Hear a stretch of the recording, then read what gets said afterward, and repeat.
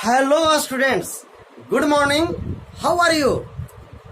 My dear student, today I have super 10 questions for you on the basis of amorphous and crystalline solid. तो आपको बिल्कुल तैयार होना है, हमारे पास सुपर 10 क्वेश्चंस है आपके लिए। ठीक है, आप देखिए यूं ही 10 क्वेश्चन आप कैसे सॉल्व कर सकते हैं, बिल्कुल थ्योरी बतलाया हुआ है, उसी पर आधारित आपको सॉल्व करना है।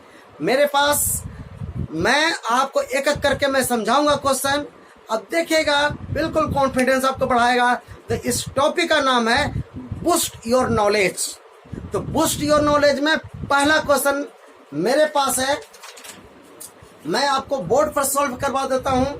ठीक है, तो चलिए बूस्ट योर नॉलेज का पहला क्वेश्चन है आपका फर्स्ट क्वेश्चन, क्वेश्चन नंबर 1 कि which one of the following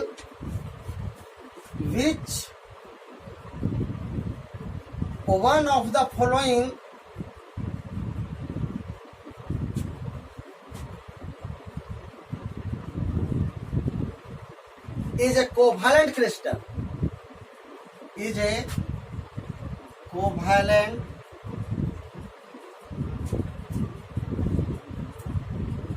crystal. Options are rock salt,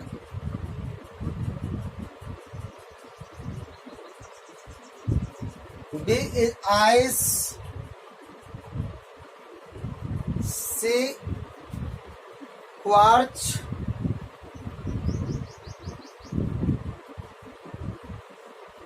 and D dry ice.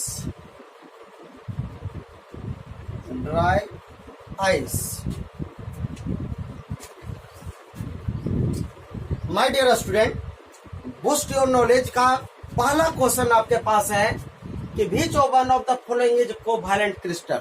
इसमें से कौन आपका क्रिस्टल कोवैलेंट क्रिस्टल है। कोवैलेंट क्रिस्टल का मैं बहुत सारा एग्जांपल आपको बतलाया था। ठीक है, तो इसमें आपका देखना है रॉक सॉल्ट है, आइस है, क्वार्ट्ज है, ड्राई आइस है। अब आपको सेलेक्ट करना है, आपको सारा एग्जांपल बतलाया हुआ है टाइप्स ऑफ क्रिस्टलाइन सॉलिड का। तो देखिए कोवैलेंट सॉल्ट क्रिस्टल का है आपका रॉक सॉल्ट। रॉक सॉल्ट तो हो ही नहीं सकता है, इसलिए नहीं हो सकता है कि आयोनिक सॉलिड है, तो आयोनिक सॉलिड ही बिल्कुल कैंसिल हो गया, ही आपका ऑप्शन नहीं है। आइस जो है माय डियर स्टूडेंट, ये आपका मोलिकुलर सॉलिड का मैं एग्जांपल बतलाया था। मोलिकुलर सॉलिड में हाइड्रोजन बॉन्डेड मोलिकुलर सॉलिड का एग्जांपल था, तो ये भी बिल्कुल इसमें कोवैलेंट सॉलिड में नहीं हो सकता है। ड्राई आइस आपका सॉलिड CO2 को हम लोग बोलते हैं, तो भी आपका मोलिकुलर सॉलिड हो सकता है, तो ये भी आपका कोवैलेंट सॉलिड नहीं है। आपका ऑप्शन बच जाता है quartz is covalent solid. Quartz में एग्जांपल बतलाया था कि इस तरह से SiO2 को जब हम कोवैलेंट बॉन्ड इसमें जोड़े थे, इस तरह से हम जोड़े थे कोवैलेंट सॉलिड, है ना, बिल्कुल इस तरह से बतलाया हुआ था, इस तरह से। तो ये आपका कोवैलेंट सॉलिड है, तो कोवैलेंट सॉलिड का एग्जांपल आपका क्या हो गया, क्वार्ट्ज। देखिए ऐसा क्वार्ट्ज बतलाया हुआ था एग्जांपल में, क्वेश्चन भी मैं करवाया था कि quartz is a crystalline solid but quartz glass is amorphous solid. तो क्वार्ट्ज क्रिस्टलाइन सॉलिड है, तो क्रिस्टलाइन सॉलिड का ही टाइप हो गया आपका कोवैलेंट सॉलिड। ओके, तो फर्स्ट क्वेश्चन का हो गया आपका आंसर सी हो गया, तो आंसर इसका आप लिखेंगे सी। चलिए second question, question number second आपका कह रहा है graphite is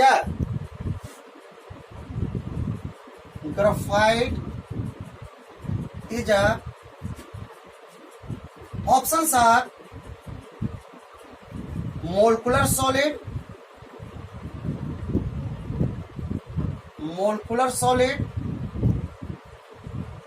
option B covalent solid,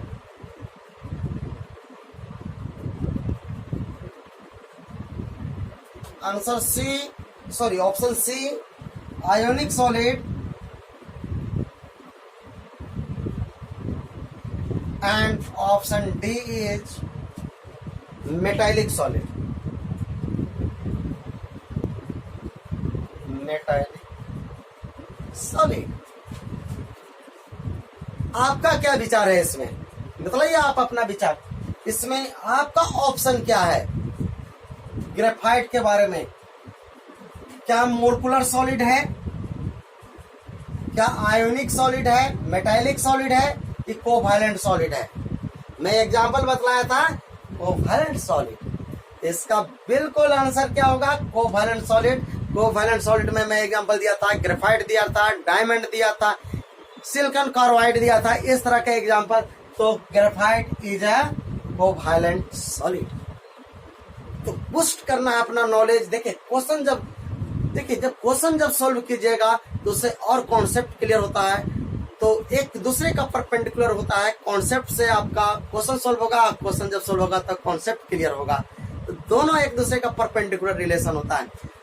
आज के एग्जाम में ऑब्जेक्टिव काफी इंपॉर्टेंट बन चुका है, तो इस तरह से मैं सॉल्व करवा रहा हूं ताकि आपका ऑब्जेक्टिव पोर्शन भी बूस्टअप हो जाए। ठीक है, चलिए, तो आंसर इसका हो गया बी, यानी graphite is a covalent solid.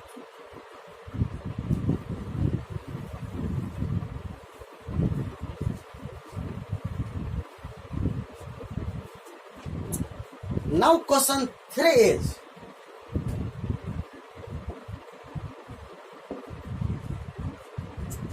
iodine is a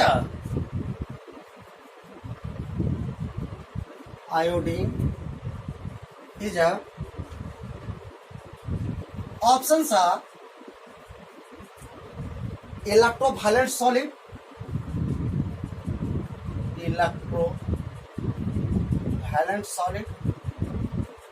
option B atomic solid,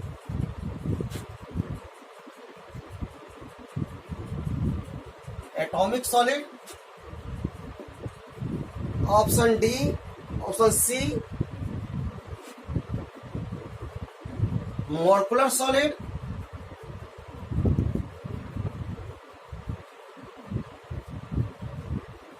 and option D is covalent solid.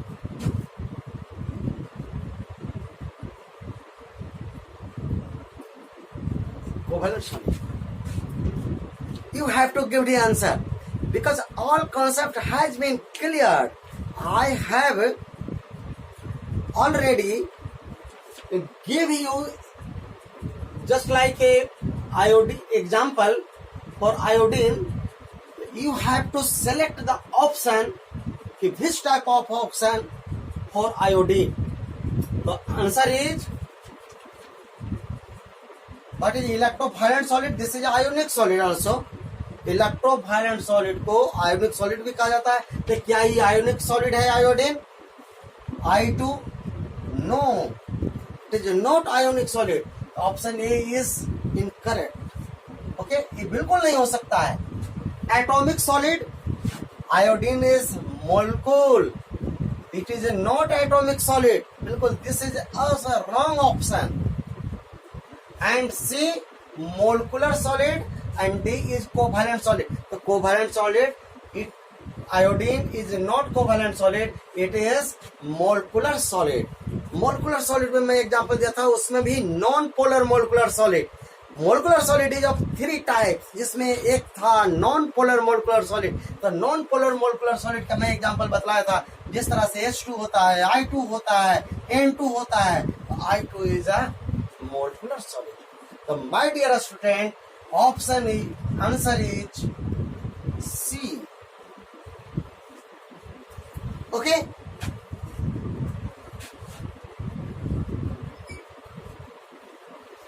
तो बिल्कुल एकदम बूस्टअप करना है माइंड को इस क्वेश्चंस के साथ। ठीक है, तो अब देखिए और आगे मजा आने वाला है। Question number 4। क्वेश्चन नंबर 4 है कि the ability of a given substance, the ability of a given substance to assume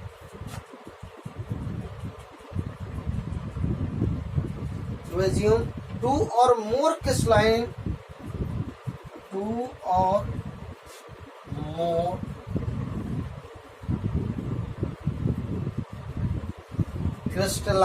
a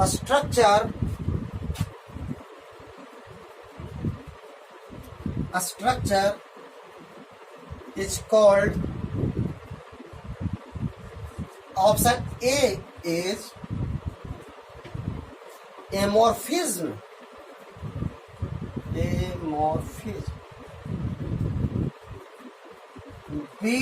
Option B is isomorphism.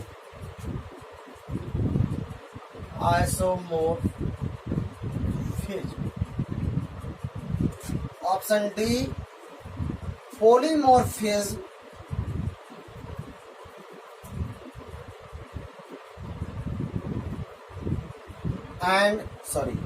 Option C is polymorphism, and option D is isomerase.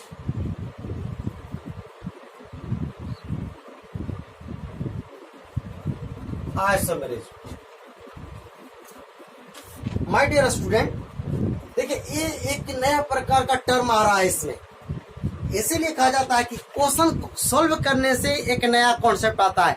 कभी कभी concept जो है question solve करने से improve हो जाता है, क्योंकि एक नया टर्म आ रहा है, morphism, isomorphism, polymorphism and isomerase. तो आपका क्या कर रहा है, क्वेश्चन फिर से आप समझिएगा कि the ability of given substance to assume two और मोर क्रिस्टलाइन स्ट्रक्चर, मतलब कोई सब्सटेंस ऐसा है जिसमें एबिलिटी है कि दो या दो से अधिक फॉर्म बना सकता है स्ट्रक्चर का, दो स्ट्रक्चर में पाया जा सकता है, उसमें मोलेक्युल में उस तरह का एबिलिटी होता है। तो जब ऐसा किसी सब्सटेंस का नेचर हो कि दो तरह का एबिलिटी बना सकता है स्ट्रक्चर, तो वैसे एबिलिटी वाले सब्सटेंस को हम क्या कह सकते हैं? क्या एमॉर्फिज्म कर सकते हैं? नहीं, एमॉर्फिज्म नहीं कर सकते हैं। आइसोमॉर्फिज्म भी इसको नहीं कर सकते हैं। एमॉर्फिज्म का मतलब होता है कि दो एटॉमिक फॉर्म, एक ही सब्सटेंस दो एटॉमिक फॉर्म में हो सकता है, तो एमॉर्फिज्म होता है। आइसोमॉर्फिज्म का मतलब हो गया कि दो सब्सटेंस मतलब डिफरेंट रहेगा लेकिन कुछ उसी पैटर्न का रहेगा। जैसे सपोज डैट, जैसे देखिए आइसोमॉर्फिज्म का मतलब क्या हो गया कि आपका potash alum and chrome alum, potash alum और क्रोम एलम, पोटास एलम का क्या होता है K2SO4 Al2SO4 का whole thrice 24H2O, K2SO4 Al2SO4 का whole thrice 24H2O। This is a crystalline form, this is also called फिटकरी। और उसी तरह से क्रोम एलम भी होता है, तो क्रोम एलम का होता है K2SO4 Cr2SO4 का whole thrice 24H2O। My dear student, ये दोनों में देखिए बिल्कुल सिमिलर है, सिमिलर फॉर्म में है, बस डिफरेंट ही है कि ये Al2 है, यहाँ पर Cr2 है। बाकी SO4 का थ्राइस है, SO4 का थ्राइस है 24H2O, 24H2O, K2SO4 K2SO4, तो सिमिलर फॉर्म में जा रहा है। Al2 है तो Cr2 है, एक ही फॉर्म है, तो दिस इज कॉल्ड आइसोमॉर्फिज्म। ये दोनों आपस में यानी कि फिटकरी और क्रोम एलम आपस में क्या है, आइसोमॉर्फिज्म है। इसलिए ये भी आपका, इसका ऑप्शन तो ये नहीं हो सकता है, तो ये बिल्कुल नहीं हो सकता है, ये नहीं हो सकता है। आइसोमेरिज्म भी नहीं हो सकता है, क्योंकि आइसोमेरिज्म में तो होता है कि मोलेकुलर फॉर्मूला बिल्कुल सेम होना चाहिए, उसका स्ट्रक्चर फॉर्मूला डिफरेंट होना चाहिए। तो यहाँ पर वो चीज नहीं है, यहाँ पर स्ट्रक्चर केवल मोलेकुल का अलग अलग होगा। तो यहाँ पर हम लोग क्या बोलेंगे, इसके लिए पॉलीमॉर्फिज्म बोलेंगे। यहाँ पर जो टर्म आ रहा है क्रिस्टलाइन स्ट्रक्चर, अगर दो डिफरेंट फॉर्म में है एक ही सब्सटेंस का, तो वो आपस में कहलाएगा पॉलीमॉर्फिज्म कहलाएगा। तो आपका ऑप्शन जो आंसर है, आपका आंसर इज सी। ओके, तो अगर कोई सब्सटेंस, अगर कोई सॉलिड सब्सटेंस, अगर दो क्रिस्टलाइन स्ट्रक्चर उसका डिफरेंट हो रहा है या एक से अधिक आ रहा है क्रिस्टलाइन स्ट्रक्चर, तो आपस में क्या कहलाएगा, पॉलीमॉर्फिज्म कहलाएगा। तो बिल्कुल इस तरह से एकदम बूस्टअप करना है नॉलेज का ना, कॉन्सेप्ट का बूस्टअप करना है। तो तभी हो सकता है जब आपको इस तरह के क्वेश्चन सॉल्व करने को मिले, तभी आप अपने बूस्टअप कर सकते हैं। मान लीजिए कि केवल हम थ्योरी पढ़ा दिए तो जो मैं पढ़ाया बस आप जाने, बस दैट्स ऑल। लेकिन अगर क्वेश्चन आ रहा है तो आप भी अपना दिमाग यहाँ पर दौड़ा सकते हैं और लगेगा कि हाँ बिल्कुल, या कुछ नया तरह का भी मिल सकता है। इसी को कहते हैं boost up knowledge. Now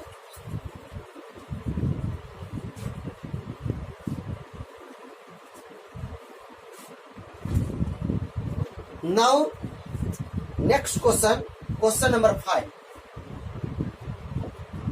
question number 5, which of the following statements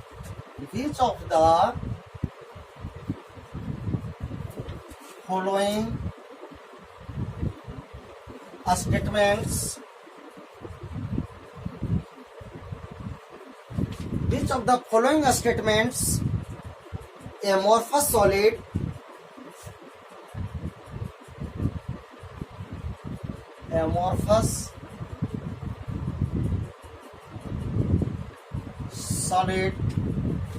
is incorrect?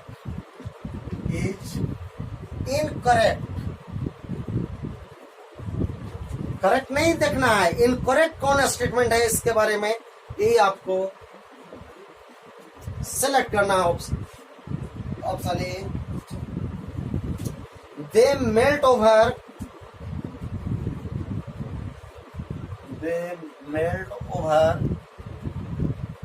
a range of temperature,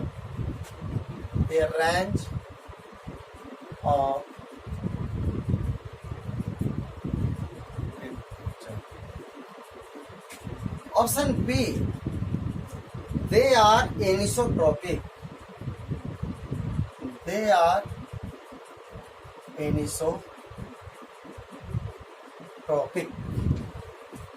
Option C, there is no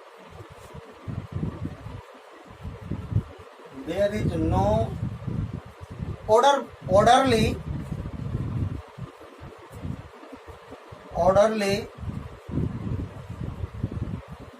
arrangement of particles.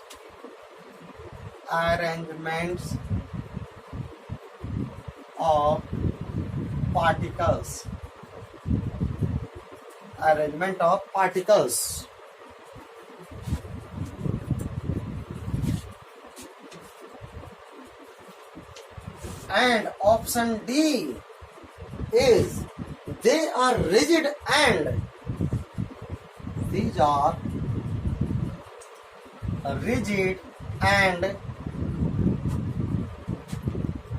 incompressible.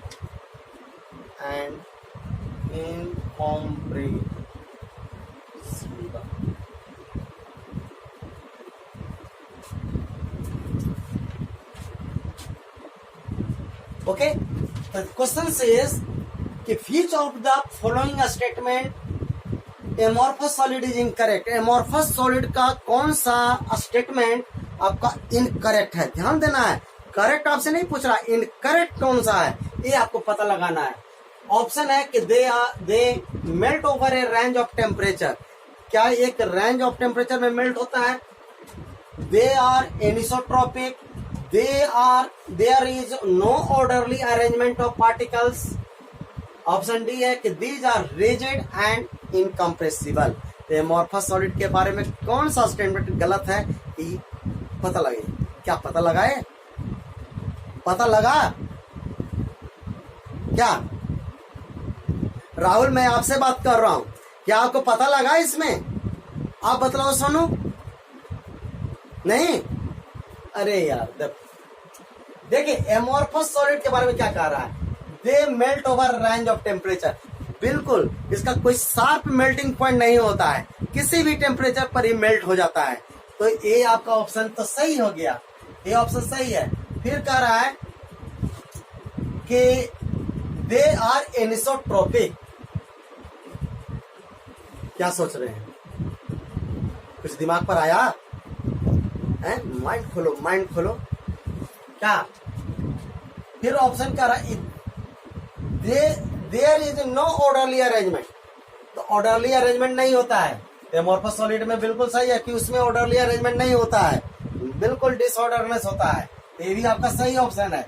उसके बाद कह रहा है कि these are rigid and incompressible. Rigid है, solid है, solid है तो रिजिड तो होगा ही, चाहे तो एमोर्फस सॉलिड हो या क्रिस्टलाइन सॉलिड हो, रिजिड तो होगा ही, लिक्विड थोड़े और गैस थोड़े है। तो इनकम्प्रेसिबल भी है, ये भी ऑप्शन सही है। आपका ऑप्शन कौन सा गलत है, करा कि दे आर एनिसोट्रोपिक। आपको मालूम है क्या एमोर्फस सॉलिड एनिसोट्रोपिक होता है? बतलाइए, बतलाइए। नहीं होता है। एमोर्फस सॉलिड हमेशा आइसोट्रोपिक की नेचर होता है, हमेशा आइसोट्रोपिक की नेचर होता है। तो एनिसोट्रोपिक नहीं होता है, बिल्कुल रॉन्ग स्टेटमेंट है आपका B. This is a wrong statement about amorphous solid, they are anisotropic. No no no, ये आपका हमेशा आइसोट्रोपिक होता है, बिल्कुल रॉन्ग स्टेटमेंट है। यही आपको पता लगाना था कि इसके बारे में कौन इनकरेक्ट आपका स्टेटमेंट है। तो incorrect statement, they are anisotropic, answer is B. इस तरह से बूस्ट अप करना, आंसर इज फायदा होगा ना, बिल्कुल फायदा होगा। अरे फायदा का तो सोचना नहीं है, duty, you have to duty, ठीक है ना, आपको ड्यूटी करना है। Don't care about result, result तो होगा ही। तो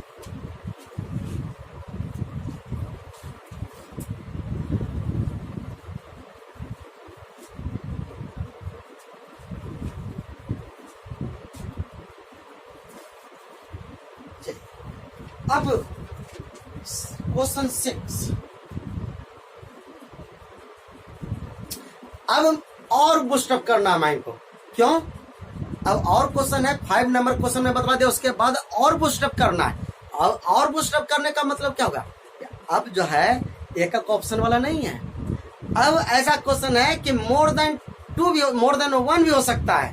अब एक से अधिक ऑप्शन वाला भी क्वेश्चन है, वो कैसे सॉल्व करेंगे? तो कहे ना कि और बूस्टअप करना है माइंड को। तो अब और बूस्टअप कीजिए। क्वेश्चन नंबर 6 लिखिए, मेरे साथ लिखिए। Which of the following, which of the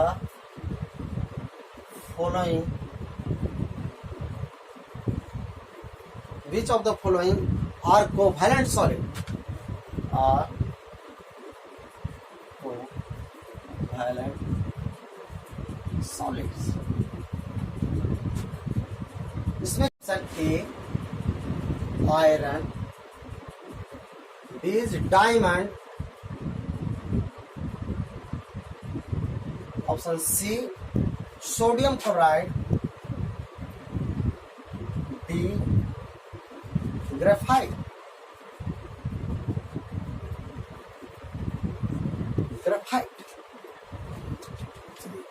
बतलाइए, बतलाइए। सारा एग्जाम्पल बतलाया हुआ है, ऐसा नहीं है कि कोई भी एग्जाम्पल नया है। बीच ऑफ द फॉलोइंग और कोवैलेंट सॉलिड, कोवैलेंट सॉलिड में कौन सा होगा? आयरन होगा? बताइए, आयरन होगा? नहीं होगा। आयरन कैसा सॉलिड है? बतलाइए, आयरन कैसा सॉलिड है? मेटालिक सॉलिड, मेटालिक सॉलिड है। ये मेटालिक सॉलिड है, कोवैलेंट नहीं है, जिसको गलत। डायमंड कोवैलेंट सॉलिड का मैं एग्जांपल बिल्कुल बतलाया था, डायमंड, ये आपका ऑप्शन है। सोडियम क्लोराइड आयोनिक सॉलिड, यही नहीं होगा। Graphite, graphite is covalent solid. तो option B and D are real answer of this question. तो answer is B and D. समझे ना, ऐसा भी क्वेश्चन आता है, समझ पाया है ना कॉन्सेप्ट? तो क्वेश्चन नंबर 7, which are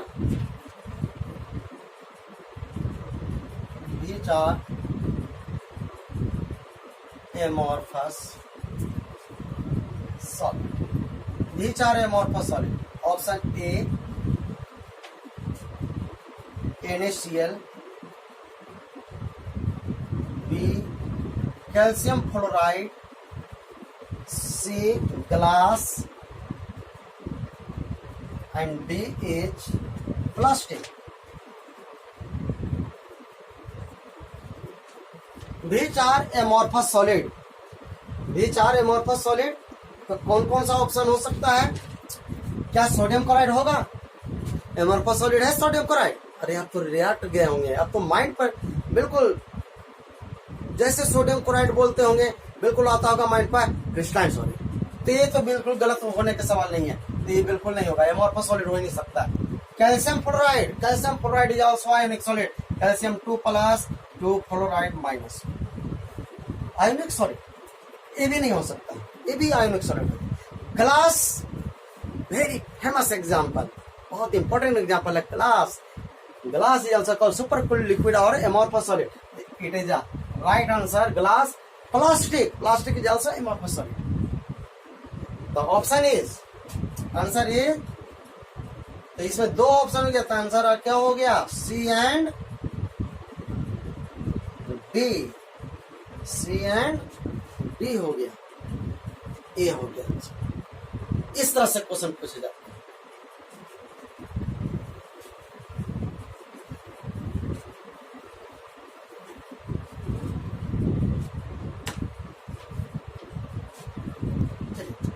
अब एक नेक्स्ट जो क्वेश्चन है, मोलिकुलर क्रिस्टल, मोलिकुलर क्रिस्टल में, क्रिस्टल्स में एग्जिस्ट इन, मोलिकुलर क्रिस्टल में exist in, option A crystalline state,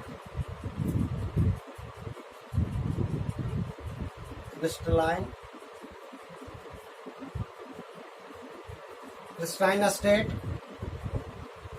B amorphous state,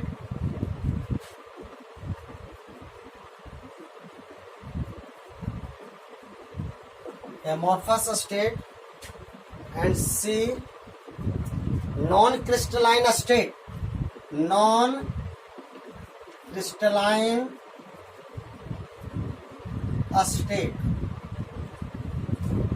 and D none of these,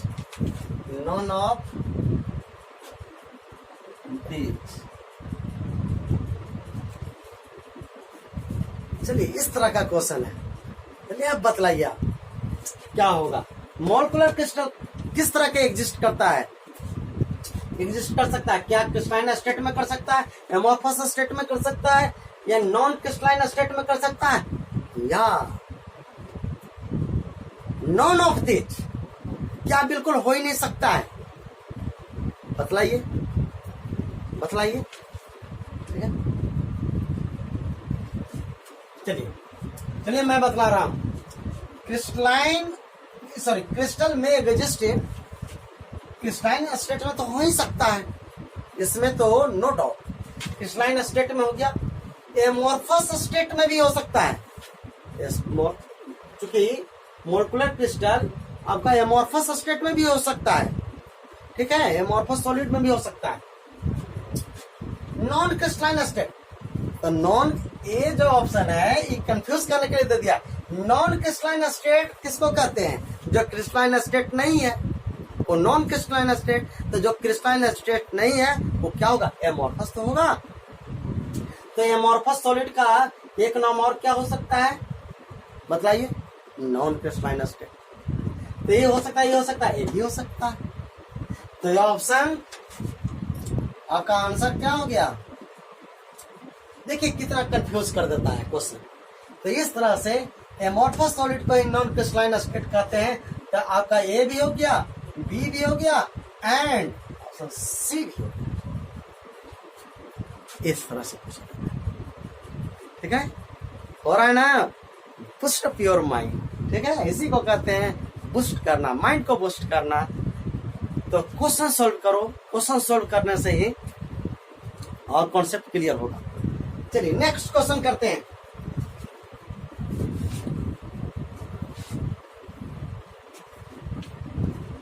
next question, urea existing, very important question है urea से। Urea existing exist as options are A ionic solid,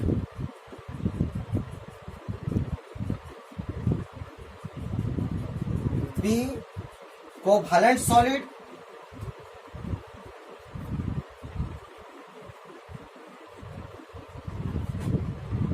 D molecular solid।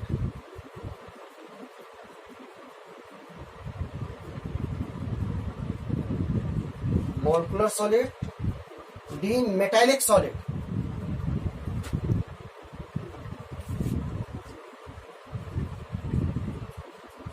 Metallic solid किस तरह का है urea? Urea के बारे में क्या आपका ख्याल है? यूरिया के बारे में क्या आयोनिक सॉलिड है, कोवैलेंट सॉलिड है, मोलिकुलर सॉलिड है, मेटालिक सॉलिड है? मेटालिक सॉलिड तो हो ही नहीं सकता है। मेटालिक सॉलिड हो ही नहीं सकता है। मेटालिक में क्या होता है? मेटल होता है, पॉजिटिव चार्ज करने और मोबाइल इलेक्ट्रॉन के बीच में फोर्स लगता है।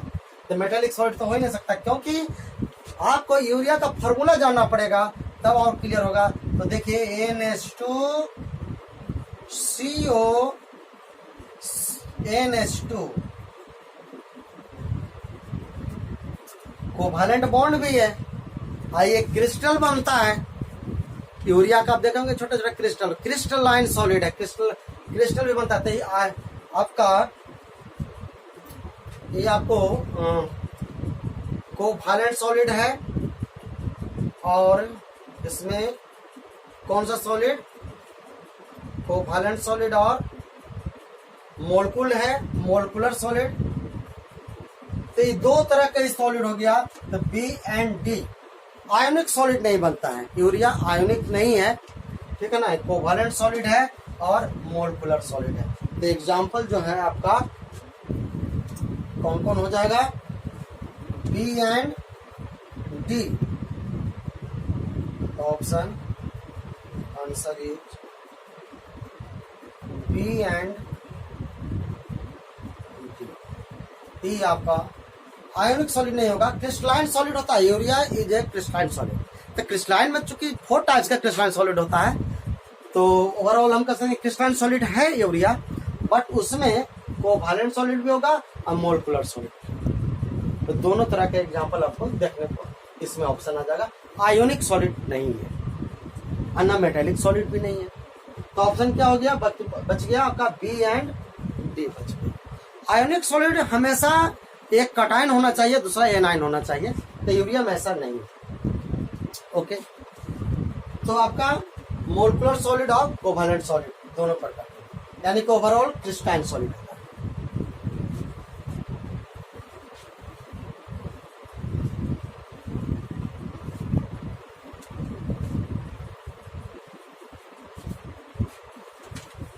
चलिए now 10th question, question number 10। Question number 10, tin exist as, tin exist as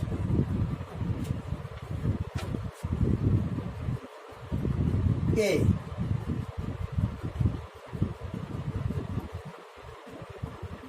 tin exist as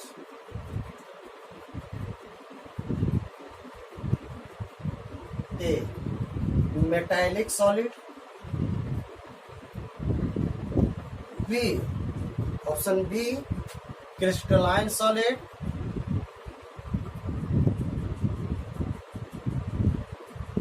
option C crystalline solid, option C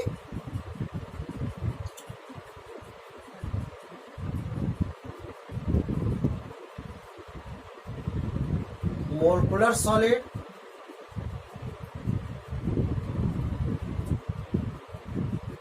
molecular solid, and D, ionic solid. Ionic solid. बतलाइए last question, 10th question यही है, super 10 question का last question है। Metallic solid है, crystalline solid है, molecular solid है, ionic solid है। बतलाइए आयोनिक सॉलिड तो हो ही नहीं सकता, क्योंकि आयोनिक सॉलिड के लिए कैटायन और एनायन दोनों होना चाहिए। तो सबसे पहले तो टीन के बारे में जानना चाहिए। टीन क्या है? What is tin? एसेन। This is a symbol of tin. Okay, it is in this is a metal. It is a metallic solid, or a metallic solid is also example of crystalline solid. The crystalline solid it may be also crystalline solid. तो molecular solid नहीं है, ionic solid नहीं है। The option, बाकी क्या बच गया answer? The answer is A and B. ये था सुपर 10 क्वेश्चन। आपको कैसा लगा? इस तरह का जो बूस्ट करने के लिए जो क्वेश्चन था, ये कैसा आपका टॉपिक लगा? आप जरूर कमेंट कीजिएगा, तभी पता चलेगा कि अब मुझको क्या करना है। तो दैट्स ऑल फॉर टुडे। मिलते हैं एक नए टॉपिक के साथ। इसके आगे का जो टॉपिक लेकर के हम लोग मिलेंगे नेक्स्ट क्लास में। Till then bye bye, take care.